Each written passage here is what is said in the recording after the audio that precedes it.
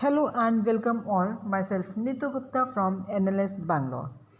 I'll be discussing current affairs on Indian polity and governance. Now, in my last session, I have discussed about the right to information, in which I have discussed 5 aspects.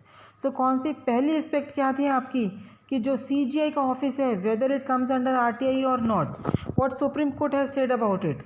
Next, I have talked about कि जो chief information commissioner है या information commissioner है या फिर state information commissioner है, इनका जो टर्म ऑफ ऑफिस है, सैलरी अलाउंसेस हैं, वो कौन से रूल्स में नोटिफाई किए हैं 2019 में. देन जो गवर्नमेंट फंडेड एनजीओज़ हैं वो आरटीआई के अंडर आती हैं या नहीं आ रही हैं. नेक्स्ट वी हैव डिस्कस्ड कि दिल्ली हाई कोर्ट ने क्या जजमेंट दिया regarding the right to information.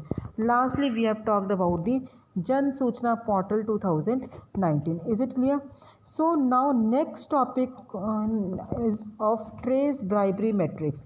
Trace bribery matrix, TRACE क्या है? पहले सबसे पहले हम बात करते हैं कि वो ट्रेस क्या है. ये एक कंपनी है and that is a US based company. It is a US based organisation, not company, can say organisation, जिन्होंने ट्रेस ब्राइबरी मैट्रिक्स रिलीज़ किए हैं. अब ये जो ट्रेस ब्राइबरी मैट्रिक्स है ये क्या प्रोवाइड करता है?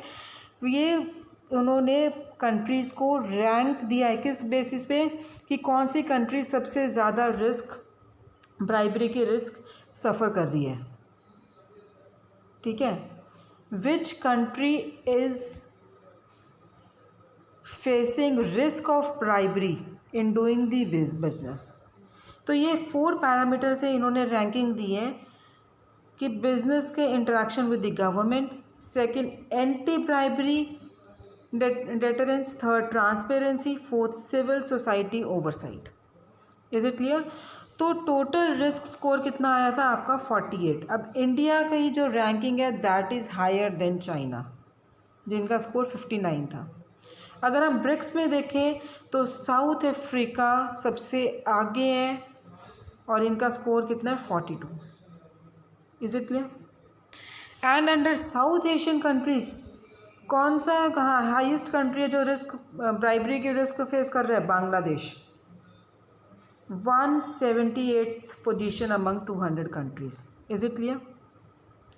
So Somalia present the highest risk of bribery demands and New Zealand presented to be lower.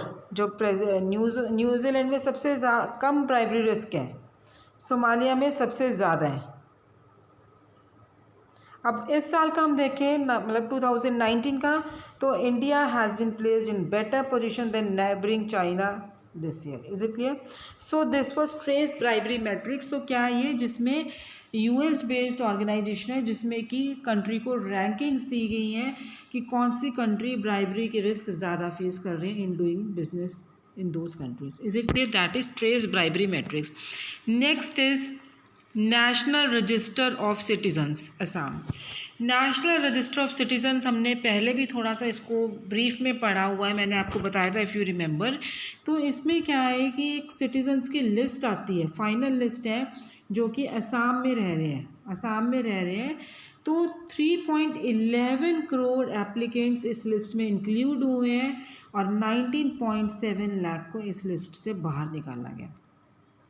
सो 1951 से लेके अब तक ये पहली बार लिस्ट अपडेट की गई है. नेशनल एनआरसी की जो लिस्ट है, नेशनल रजिस्टर ऑफ सिटीज़न, पहली बार अपडेट की गई है असम में कि कौन से बोनाफाइड रेजिडेंट्स रह रहे हैं यहाँ पे, क्योंकि ये एक स्टेट है जिसमें कहा गया है कि यहाँ पे इलीगल माइग्रेंट्स आ रहे हैं from Bangladesh. And national register of citizen 1951 वो रजिस्टर है जिसमें कौन से पर्सन्स कवर हो रहे हैं?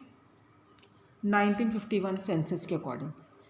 इसमें सारे वो हाउस होल्डिंग्स हैं, हाउस आ रहे हैं, होल्डिंग्स आ रहे हैं सीरियल ऑर्डर में, and also contains the names and the numbers of people staying in these houses and holdings. Is it clear? National register of citizens. Then next is कि जो आपका ये एनआरसी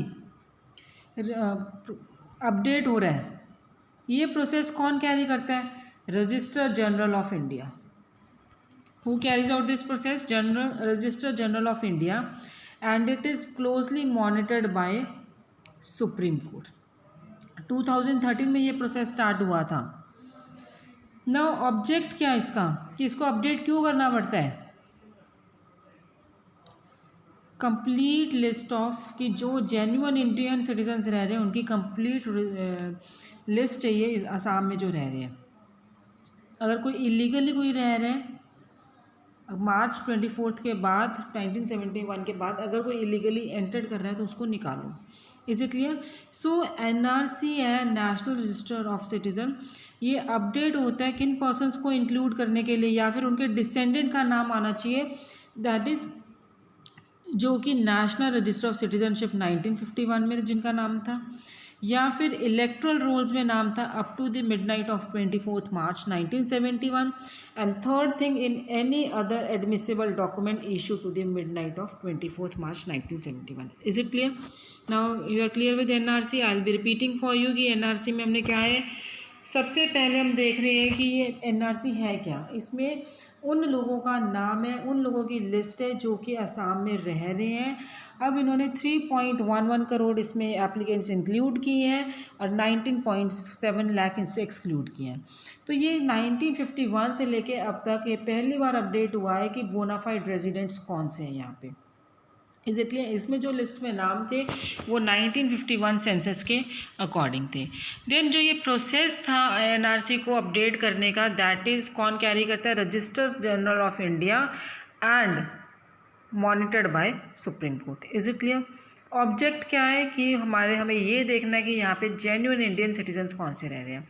तो ये जो एनआरसी आपको ये जो रजिस्टर है ये अपडेट हो रहा है, ये किस लिए अपडेट हो रहा है कि उन पर्सनस को इंक्लूड करें, उन डिसेंडेंट्स को इंक्लूड करें जिनका नाम नेशनल रजिस्टर ऑफ सिटीज़न 1951 में है, या फिर जिनका नाम इलेक्ट्रल रोल्स में था up to the midnight of 24 March 1971, और in any other admissible document issued up to the midnight of 24 March 1971. Is it clear? Now we have discussed two topics under this session, that is trace primary matrix and national register of citizen Assam. Thank you.